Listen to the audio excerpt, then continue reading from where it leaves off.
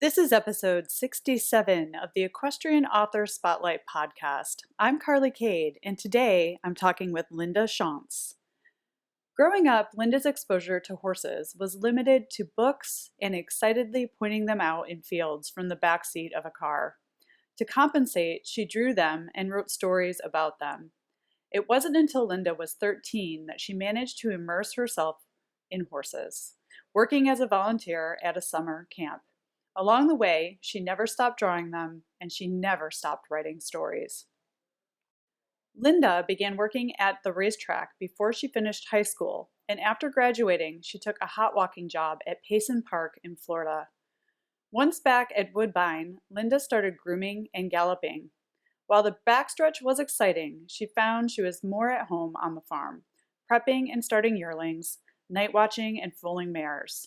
Eventually, Linda started her own small layup broodmare facility, and in the last few years, she has transitioned into retraining and rehoming thoroughbreds.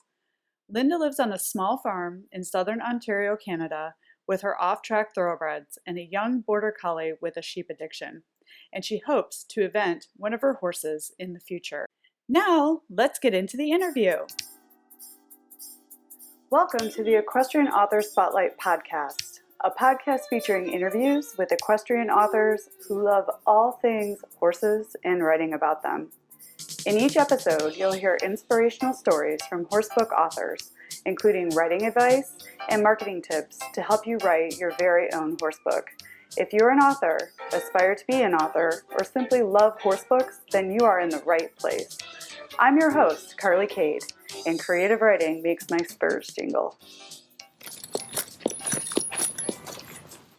Hi, everyone. Welcome to the Equestrian Author Spotlight Show. I'm Carly Kade, and today I'm so excited to have fellow author and equestrian artist Linda Shantz on the show with me today. Hi, Linda. Welcome. Thank you, Carly. I appreciate you having me. It's going to be a fun conversation. I'm really excited to learn more about your art, and we're going to talk about your debut novel, which is doing tremendously well. But the first question I always like to start these interviews out with is, Linda, how did your love affair with horses begin? Well, my mother likes to tell a story of there being a lampshade by my bed with a cowboy on it, and she blames it on that. And then she always read books to me and my brothers as kids. And of course, one was The Black Stallion. So I think she might regret that now because it definitely started things off for me that I started with. Racehorses, I guess, was a big thing, right? It was part of the Black Stallion. So it seemed to kind of start there and never went away. So I think a lot of us started off with the Black Stallion. I still have my copy on my shelf from when I was a wee thing. So I think it starts for a lot of us there. Okay, so it started with the Black Stallion, which all us horse girls are totally in love with, and then it grew from there as you grew older. How did your journey from the crib to the saddle go? Well, my family, we couldn't afford riding lessons, so I ended up going to a riding camp as a kid. I get like 2 weeks a year. That was my horse thing, and to get my horse fix. Otherwise, I was always drawing them and writing them, like every kid in the corners of margins of my pages at school and everything. And I was that horse kid at school that everybody, crazy horse girl. So I ended up working as a volunteer at the riding camp for a number of years, and it was a Western camp. So I did that for about 5 years until we finally moved to the country. And I started working for a woman who was across the road who had thoroughbreds, and that was my dream, of course, was, oh, she has thoroughbreds. So I started off painting her fences, actually. And she finally let me, get on a horse, one of her thoroughbreds. So a dream come true, right? Getting on my first thoroughbred. And did a little bit of showing with her and such. And then I worked at the racetrack for the first time, which was, again, another dream. So I first worked at the racetrack, which was something I always wanted to do. Again, blame it on the Black Stallion, I guess. I had followed racing since then. And worked there. It was the final year before my last year of high school. Mm. So that kind of started the racetrack thing, and ended up getting into the industry that way, and did a little bit of everything actually. Worked at the track and traveling to Florida in the winters, and a bit of grooming and a bit of galloping. And so that was kind of where the racehorse thing started. And continues, yeah, because Yeah, yeah. you are a big fan of thoroughbreds still to this day. You have Hmm. your own property, and you have off the track thoroughbreds there. Hmm. Can you tell us a little bit about your furry friends? I know you've got a pretty cool dog too. Yes, yeah. Well, I figure we could probably talk the whole time just on the animals, right? Obviously, Yeah, that's exactly, we could talk for days and days about them. exactly. Yeah, That's our whole, that's what we live and breathe, right? exactly. Yeah. So my dog is a border collie. She's 2 years old, and I've been doing some sheep herding with her, like just learning because I really knew nothing about it other than watching Mhm. such. And we do some scent discrimination. And I had done obedience with dogs in the past, competitive obedience, but she seems to do the scent work, and the herding is really her thing. She's a pretty neat little dog. And then I have 4 horses of my own, which is Yay! I know, right? I have a collection of off-track thoroughbreds. The oldest one is 20 this year, Mm. and I actually bred her myself and failed to get her to the races, but she has made me money. I kind of joke that she didn't make me any money as a racehorse, but that she has made me money as a model because I've painted her a lot of times and I've sold a lot of paintings of her. So she's earned her keep. And then the other 3 are all adopted from a client that I had. I used to foal and raise their horses and do their layups and that sort of thing. So a few of them ended up, being mine after they retired from racing. So It's amazing. So that's how you collect horses. yeah, there you go. Yeah. But, and what is so exciting about your story is you've actually been able to be in the equestrian business, experience like the backside of the racetrack, experience what it's like to like watch the horses run and race and take care of them. But you've also been able to make your love of horses into a very successful career. You are a incredibly talented equestrian artist. So talk to us a little bit about your art and when you started painting horses, like in how that whole part of your creative adventure with horses bloomed. Well, I've been drawing as probably since I could hold a pencil, Hmm. and same thing, the drawing and the writing thing, the little stories as a kid. Every story that you had got an assignment for in school was always horses. When I was 16, a friend of the family was an artist, and he ran an oil painting course. So that was the first time I tried oils and loved them, and that's what I work in primarily now is oil paint.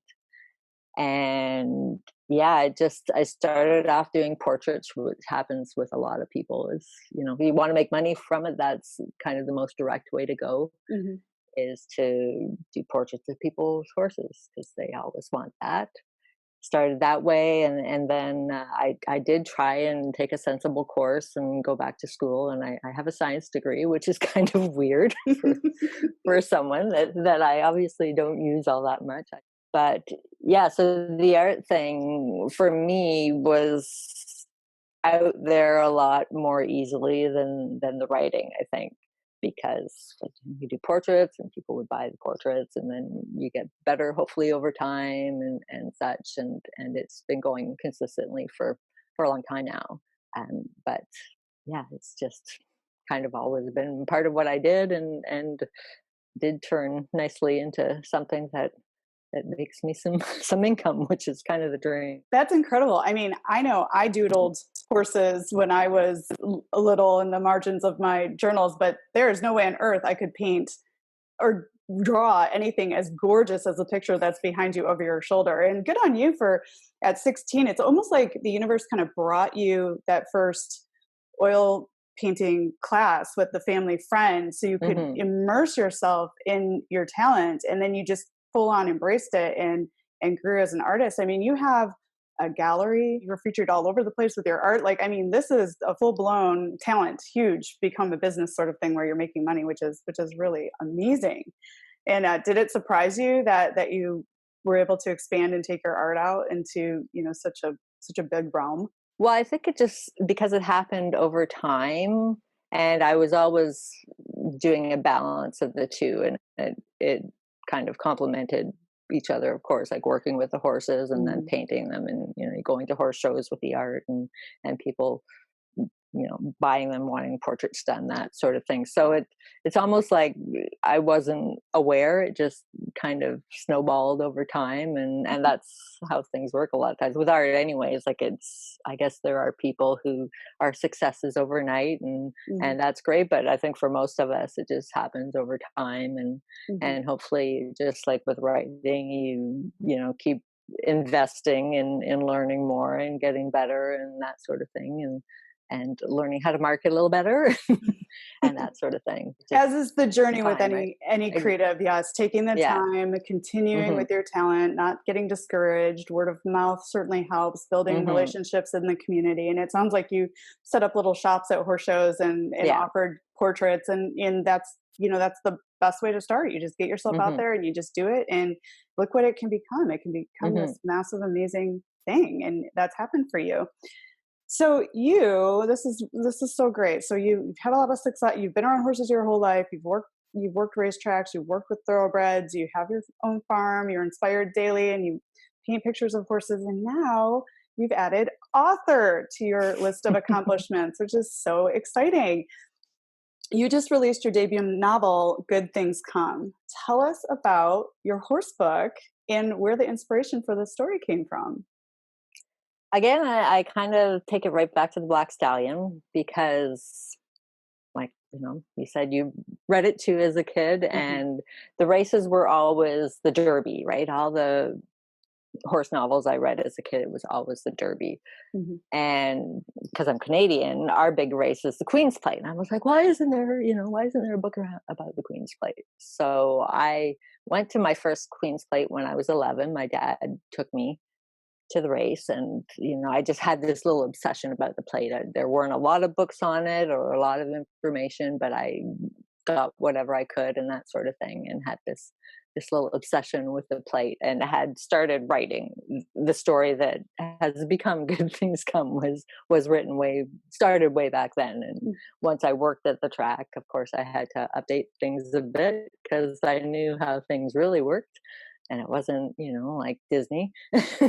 Yeah. So I rewrote it, and then again it sits on the shelf, right? I just was doing the art thing, and the whole self-publishing thing hadn't taken off, so things were a lot different when I had first worked on it. And then when we started seeing equestrian authors get some their own little niche, basically, Mhm. so I guess I'm like, oh well, I could self-publish it. But I did consider traditional publishing. I actually did query for a while and such, because I, like with my horse art, I'm kind of stubborn, and I think it should be recognized on a Mhm. broader scale. And of course we love it, but why can't everybody else love it too? Mhm. Mhm. So I did consider that with this book when I was querying, but obviously this year was such a weird year, that with agents and such, and a lot of the agents that I had hoped to contact weren't accepting queries, and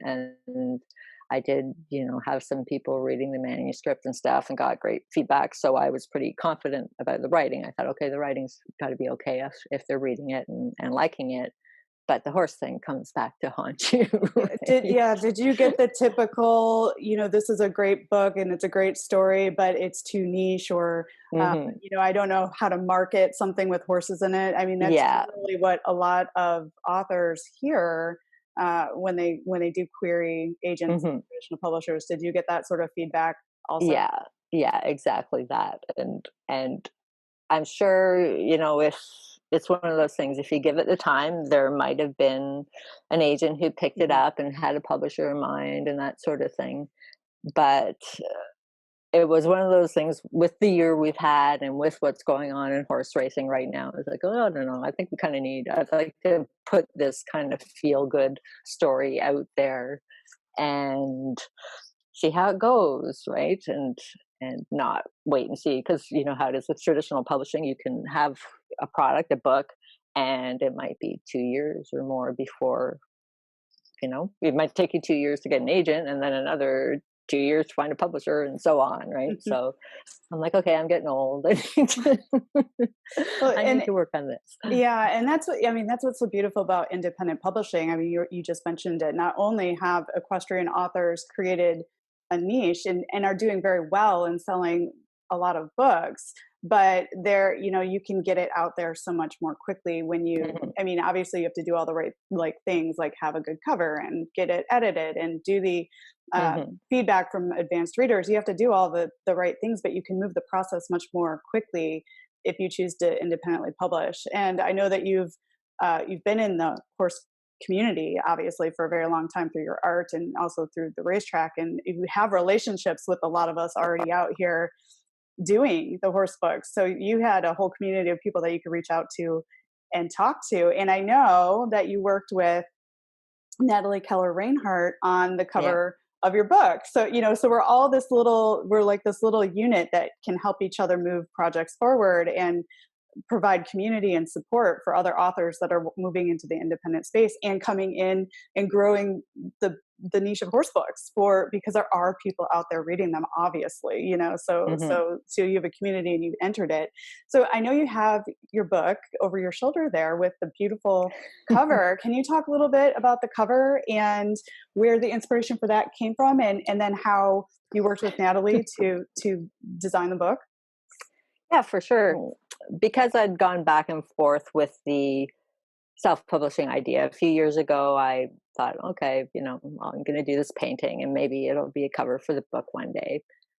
And it was actually a horse that a friend of mine trained. So it was just kind of weird that, okay, she had this little mare who was almost black and she was really pretty and such. So I got to take lots of pictures of her. So I had a ready-made model and had done this painting, but I didn't want to get too attached to the idea in case I did go traditional, because you don't have Yeah. control of that anymore. So when I made that decision to do the indie publishing instead, I took the scan of the painting and I threw it in Photoshop and kind of played around with it a bit, did some editing, and thought, okay, I think I like that, and showed it to a few friends, and they seemed to back me up on that. And that was what I sent to Natalie, with kind of a vague idea of fonts and such. So that was the next battle, of course, was finding the right fonts, which I thought it would be more straightforward, but apparently it just took more time than I thought. I'm sure I drove poor Natalie crazy with my nitpicking. And like, it's kind of the worst thing, right? Working with an artist, that we can be particular. But finally, ran it past my friends and then bring it back, and she'd make the adjustments and such. And it all came together in time to get it out, because I had set a deadline for myself for when I wanted to have things out, and then prayed things worked out that way. It's a beautiful cover. I mean, and how amazing that you were able to paint the picture that you wanted for the cover of your book. That's like marrying Hmm. your creative parts of your soul perfectly. It's a beautiful cover. So for those not watching us on YouTube, can you just describe can you describe the cover really quickly, so listeners have a visual of what the cover of the book looks like? Yeah, for sure. I had taken it. It was from photos I took after a race of this particular horse, whose name was Quite a Vita, or some people say it Kitty Vitty. It gets said two ways. And she was just coming back after the race, and it was at a track called Fort Erie that the light there is just so beautiful. So I was snapping pictures of her and decided, I would crop it. And so it's basically just her ears and her eye and the angle of her face. And it's set against the sky, the blue background, which is pretty close to what it was in reality. I took some greenery out in the background, and then I just kind of have a scripty font for the title. So it's like the almost black horse. Well, I guess she would be black to most people. It's a thoroughbred thing. We don't call horses black. I think we blame the black stallion for that too. Yeah.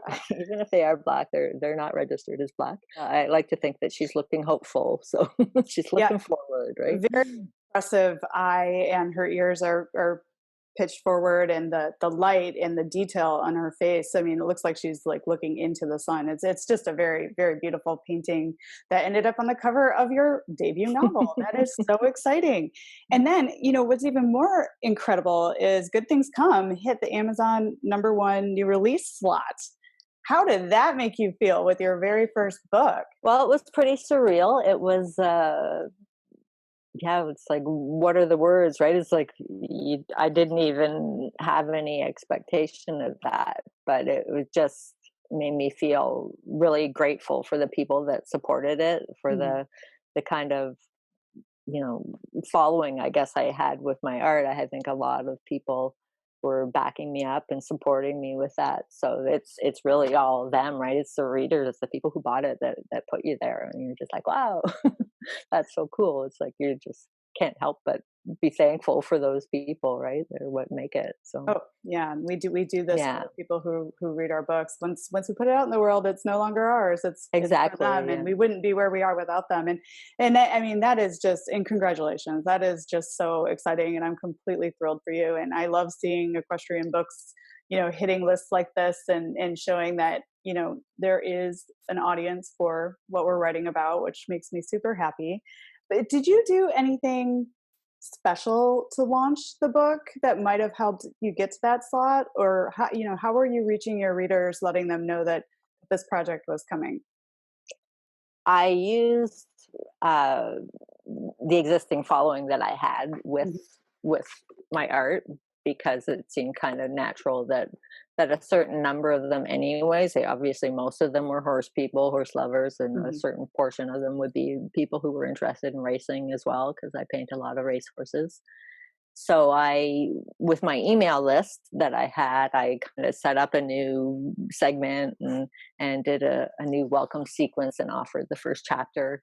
So I would get a number of people from there that could sign up, but not necessarily if they don't. I didn't want to bombard people with this new book thing just in case. I didn't want to just assume everybody would be interested in it. Mhm. And then did the same sort of thing on Facebook. That's ended up being the biggest thing for mine. Is as much as Facebook has its problems, it has been great for this, and I have enough of a following there that I did the same thing. I put the information there, and sign up for the list. You can read the first chapter, and shared it with whatever groups I could that seemed relevant, and that did a pre-order with it as well for the Kindle, and it kind of went from there. And then again, word of mouth happens after that, right? So Absolutely. yeah. That's smart. It's like, and it really speaks to the value of having an email list and Hmm. smart marketing, right? Hmm. Because there is a little bit of room where you have to be a little bit sensitive, because you have a community of people who are fans of your art, and they may not necessarily be interested in books. So I think you did it in a really smart way by offering the first chapter, but then you're also letting them know that there is this book coming, and it does marry very well. I mean, your art's on the cover of the book. It's about, you paint a lot of racehorses. It's about horse racing. So it's an obvious connection, but I'm sure you were very sensitive to the fact that people were there for your art, maybe not so much for the books, but it Hmm. sounds like it worked out perfectly, right? It did. It definitely did. That's great. And then, and so you are a super creative person. You create art, and you're writing now. How do you structure your days around your creativity? Do you have a special time to write and work on your art, or does it come when inspiration hits you? Like, how do you get paint on the canvas and words on the page? Well, I think anybody who ends up working professionally, at least as an artist, and it's the same for writing, right? Is you have to do it. We can't wait for inspiration. Though I have gone through periods where I didn't seem capable of doing anything, Hmm. and my schedule is very much, of course, you have horses at home now, so you'll get this. They rule the schedule, so they're the first thing I do in the morning, right? Is I'm out there, and I find that that's really good though. When I muck stalls, it's like when I get good ideas and lines. If I'm working on something, I'll be like grabbing my phone and making notes on a line of whatever I'm writing at that time. So I try and write a little bit in the morning at least, like give it an hour once I go back in the house. and the afternoons are what I set aside for painting. And then sometimes in the evening I will do some more writing, or if I have a deadline, I might work on a painting. But I'm also a big binger, I guess I would say, when it comes to both things. I've done a few 30-day challenges where Mm. I've done a painting a day for 30 days, which is kind of crazy, but Wow. it's just, it happens. And everybody lives, meaning the horses. They've let me do it. Nobody's, uh, had any real drama the times I've done it. And then the same thing with, you've probably heard of NaNoWriMo, right? The Hmm. National Novel Writing Month. I love doing that. Again, it's insane to try and write, 50,000 words in a month, especially when you are, trying to do art and have a barn full of horses and that sort of thing. But it it works, like, for me anyways. I kind of love letting myself be crazy for a month and do that, and it really seems to heighten the productivity overall. You kind of get amazed at how much you can do in a day in those times. But that's kind of how it's worked for me. But then the rest of the time I do try and stick to a schedule as best I can. And the joy of that is that I can, if there's a day I don't get to do something, then I don't beat myself up, because most days I am actually doing something. Yeah, and that's really smart. And you mentioned a lot of things there that I think are really important for other authors to hear. Is that you create a routine. And I'm like you. I write best in the morning when I'm fresh, and I haven't done a whole lot of other things. And you also mentioned that inspiration comes from being around the horses, and you're jotting things down on your phone, or it's like, or carrying a journal around with you so you can grab those thoughts as they come, because just being around the horses inspires things, right? But then you Hmm. set a schedule for your writing first thing in the morning, and then your paintings in the afternoon, and then in the evening, if you have time, you can write some more. So creating that schedule is really important to keep it moving forward, like step by step by step. And then there isn't that massive guilt of having great periods of time where you're not working on your creative projects. And so that's really important. But then NaNoWriMo, which I'll link to the information in your show notes, is an amazing experience for getting words on the page and seeing what you can do and crafting something. It's the goal is to write 50,000 words in a month. And I think it's a little over 1,600 words a day is supposed to be. Hmm. Yeah. Yeah, and it's a great thing to try. And you're amazed at what you can accomplish, and I think you're right there. Now, a painting a day, your paintings are incredibly detailed and beautiful. I'm sure that probably made your head spin even a little bit more than NaNoWriMo. uh, but I also liked how you said the horses always come first, and that is so true. They come first in everything that we do, and they are our inspiration. In fact, before Linda jumped on the interview with me, I was texting my farrier who was arriving after her interview today. So the horses I had to pause for a second before we began so I could get back to my farrier. So it's just the way of an equestrian, right? Uh, and so, so far, what has been the hardest part for you about being an author? But then on the flip side, what's the best part about being an author so far in your journey? The hardest part, I would say, is definitely the marketing. Like, you feel like you always have to be on, Mm. like you're always doing something. It's like every day I've got to keep this alive, kind of, right? Like, you have to keep working on it. And I'm pretty much a hardcore introvert. I spend my day, with the horses and painting and writing. So that, in a way, is the joy of the internet, right? And this year being restricted anyways, it's like, okay, I can do that. I can be someone for a few hours a day going online and such. But that does kind of tie into the best side, and that there is this community out there of other authors within in the niche, and the readers out there. Like, I don't know why I didn't expect it. I had heard about it, I'd seen it, I've been one of those readers, but to actually kind of be on there and be on the receiving end and think, oh, this is really cool. These people they're us too, right? Like, they're all we're all one big crazy bunch of horse people, right? I don't want to say just girls, because there are guys too, but it's that's been really neat, kind of seeing that whole community, right, and being on the other side for a change, right? So Yeah, and that's so cool. And well, thank you for being a reader of horse books. Also, it's like and seeing both sides is, I can't imagine, is so unique. And the marketing, yeah, that is probably the most common answer people say about the hardest thing. And you, in fact, do have to always be on or be doing something to make sure people know that your books are in the world. And it doesn't matter if you're independently published or traditionally hmm published. The yeah, marketing falls to the author, and it's always something that you have to be doing, and it's a struggle, to just, how do I keep this fresh, how do I not bother people, how do I exactly. stay consistent, yeah, so there's all sorts of fun things about marketing that you can learn and discover as an author. And then hopefully this podcast brings creative, inventive ideas for other authors and of course books to think of new ways and new things to try. But it sounds like you're off to an incredible start. I mean, offering the first chapters of your book and going to your community and sharing it on your email list was a very smart move. And obviously it worked because your book hit the #1 new release slot, which is so exciting. Now, is there anything that you wish you had known when you started out on your author journey? It sounds like you did a really great job educating yourself before you made the decision if you wanted to go the traditional route or the independent route, and you knew the importance of good book cover design and advanced readers and all of that. So, but is there anything that you wish you had known before you had released your first book? The one thing that I didn't really get done, which I kind of knew I should do, was to have advanced reader copies and to approach people beforehand so that, when you hit the ground running with reviews and such. So even though I kind of had something set up, it was very last minute. And then I was like, oh, I don't even know.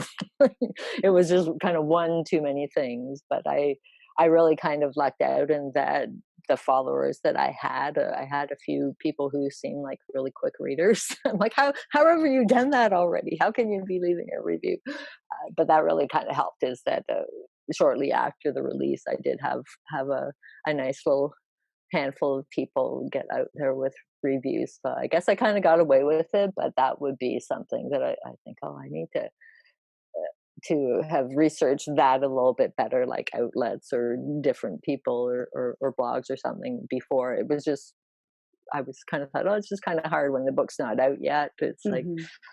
you know, But there's something about first, it's like, just get it out there and get hmm this thing into the world that, because it's a first, right? So a lot of first time authors are just like, let's get it out there. And there's nothing wrong with that. I mean, the reviews certainly followed because you had a community before you released the book. So, and that's a great thing for other authors to consider. It's like, you can start building a community of people before you have your book, just by being who you are and sharing your author journey, and then they're there for you. And I think, Linda, what you were talking about was most authors, when they go to launch the book, they have sort of a pre-launch campaign strategy, which is to get advanced copies of the books to influencers or to fellow authors or to strong people in your community or beta readers, and ask them to read the book and share honest review right around the time that the book launches. And usually those copies are free copies that you share with advanced readers. So then on the day the book comes out, there'll be reviews there waiting for other people to see when they go to look to buy the book. So that's a smart strategy. And again, like we were talking about, you're always adding new strategies to your marketing repertoire as you grow as an independent author. hmm What advice would you give to an author who is about to release or who is working towards releasing their first novel? What is something that you would say to that person? I think there are a couple things that come to mind, and one is to be open to feedback, to get that feedback before, about things like the cover design and the actual book. Like, having those beta readers is priceless, and having an editor, like you say, that sort of thing. Um, it's really important, especially things are so competitive that you really need to do your part to have it be a product, because it is a product, right? You need to have it look its best and hopefully be free of as many typos as is humanly possible. I'm not entirely sure it's possible, but I like to think it is. And then the other is to be ready to do that work, because it's usually not the work that we want to do. Of course, we want to be writing, and with me, I'd rather be painting Hmm. than promoting. But if you believe the business experts, it's like what, 80-20 is the split they say, 80 marketing to 20% creative work, which is not what any of us wants to hear, but it's kind of the reality is that you really need to be doing the marketing, because it's great when you have this book, but it's really sad if you aren't actually selling it, right? I mean, there is still a sense of accomplishment, but finding ways to reach the people who want to read it because they're out there Hmm. is a big deal, right? So, Yeah, that's the funny thing. Once you've written the book and the book is out there, your job isn't over. mm-mm. It just begins, and then there's this hmm whole other aspect of making sure the book is visible, because there are so many books available in the world. If you're not helping it be visible, it is often buried because there's just so much competition. So, and hmm authors are responsible for elevating it and showing people it's out there. I love that 80-20 thing, that it's 80% business marketing and 20% being creative. That's also the sort of the philosophy of how to share on social media. 80% other things and 20% selling, right. about your books. So it's like, what other things are out there that you're up to as an author, to fill in the gaps between the selling. so, hmm yeah. so it's an opportunity to be really human in as an author, but it's also, most of us would rather just be creative and be behind the desk or be with our horses than out there going, "Oh, I'm an author." Yeah. So hmm I share that. I understand that. I wanted to ask you too. You have been a creative for a very long time, and you have the artwork that you do, and then you also now have a book. What has been the best investment that you've made in your business or as a creative up until this point? I'd have to say taking some time away, like to be with others who do the same thing. And again, I've had a barn full of horses, so it's always been a big deal for me to get away from the farm. But it means, like, it used to be that every year a group of artist friends and I would all go to Saratoga, and we'd rent a house and go to the races and do other things, eat a bunch of food and that sort of thing.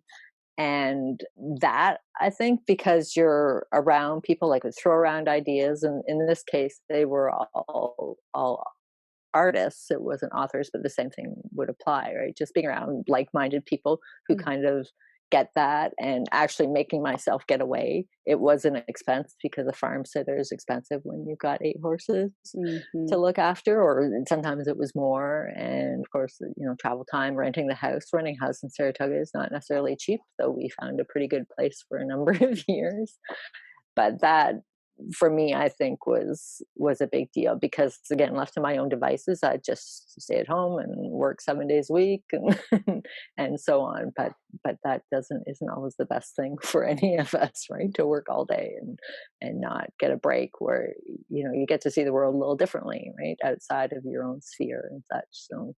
So that was probably what I would say. It's like, putting the money out there, even years when I felt like I was broke, is like, yeah, no, I'm gonna do this.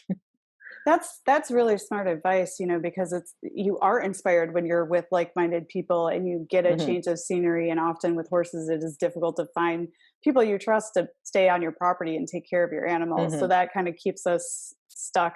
But it's, I go to a conference every year. I go to the American Horse Publications Conference, and I always come back recharged. It is an hmm investment, and and it does take you away, but you're around all these people with, you have different opportunities to think about what they're doing and talk about what they're doing, but then you know you're just, it's just changing things and enlivening so Yeah. so that's great advice. So good, and good for you to realize that that is an important investment to make in yourself and your career and moving things forward, even when it's a challenge to say, I'm going to spend this kind of money. That's great. Mhm. Has anything happened or like bloomed for you that you wouldn't have expected, having now written your first book? I do think the reaction, it's again, it was one of those things I didn't really think about it too much. You kind of hope that your book is well received, right? It's like, you take your little book baby and throw it out into the world. And I kind of felt Scary. like I was, yeah, sending my kid off to school, right? And hoping the other kids were nice to, to, so having again, the reaction in the community and the support of others, like Natalie's been huge. Like she's been amazing with her support and such, and other authors as well that kind of helped along the way, that I'm like, oh, I've been in my own bubble so much, right? that that actually kind of getting out there, and it's just, people like you and such doing this. It's just a really neat community, I think, that is great to be a part of. Yay, yeah, other authors are not our competition. We Exactly. when we work together, we lift each other up, and we share readers. It's like Hmm. I'm a horse book. I'll pick anything up with a horse on the cover, and it doesn't matter what if it's racing or Western or English or eventing. I'm going to read a horse book. So we share readers too. So only makes sense that we work together. Plus, equestrians are just a different species. I think that we're more empathetic, and we know how to take care of something other than ourselves. It's not all about us, because the horses, like you said earlier, always come first. So this is a really cool community of authors that are working together to bring great content to people who love horses. So that's wonderful. And then what are you curious about now? Like, what's next? You've got so many amazing things going. Are there more books bubbling up in you? Like, what are you thinking? I have promised a sequel to this book, so I'm on the hook for that for sure. But yeah, we're always coming up with different story ideas and such, and I'd love to come up with something for. It's just kind of a vague idea to have, the off-track thoroughbreds and dogs, because I've been big into dogs for a lot of years. So I'm like, oh, dogs are hot too. I'm like, oh, maybe I could write that book that might be traditionally accepted, right? Dogs are Or hot. not. Maybe it won't matter. Yeah, yeah. It's kind of funny with all the dog books out there right now. Like, oh, I should be writing about dogs, but horses.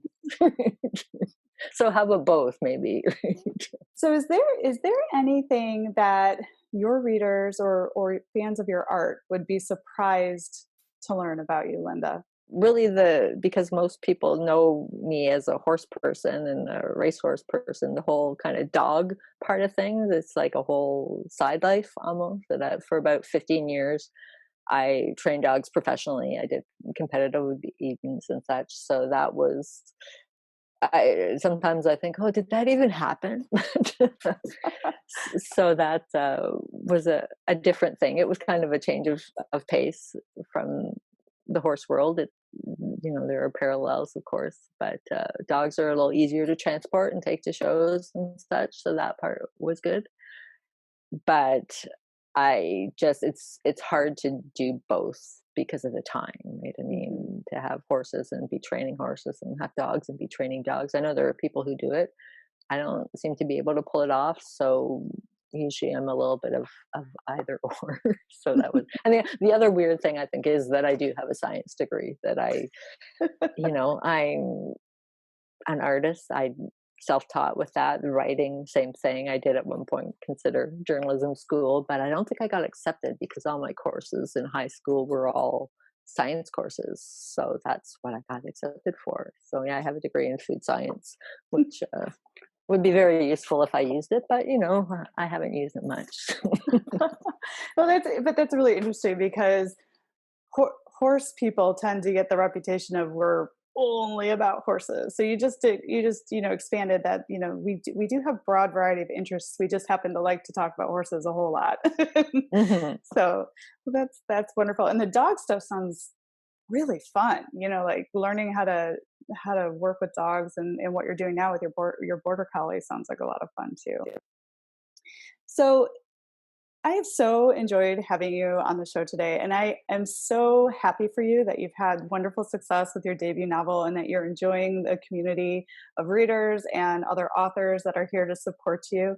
Linda, can you let listeners know where they can find more information about your art and your books?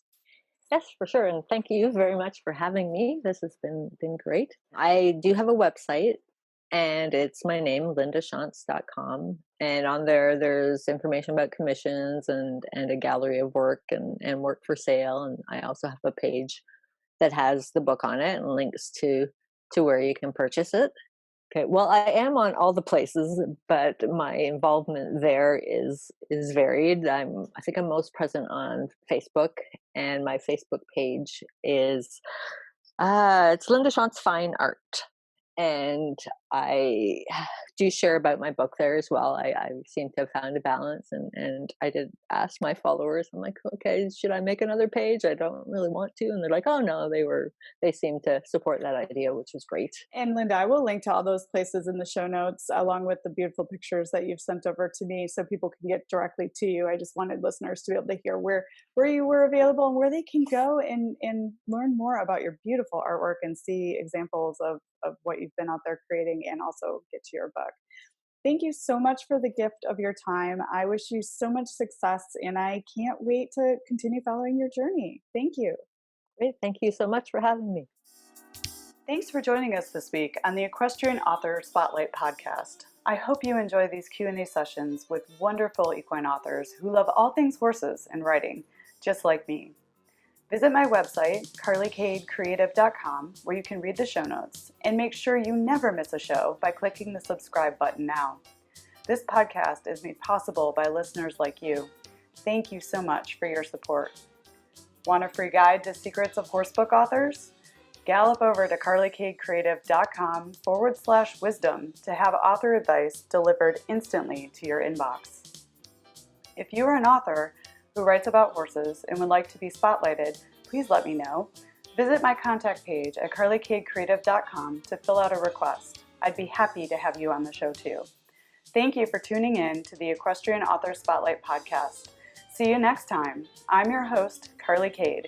Creative writing makes my spurs jingle.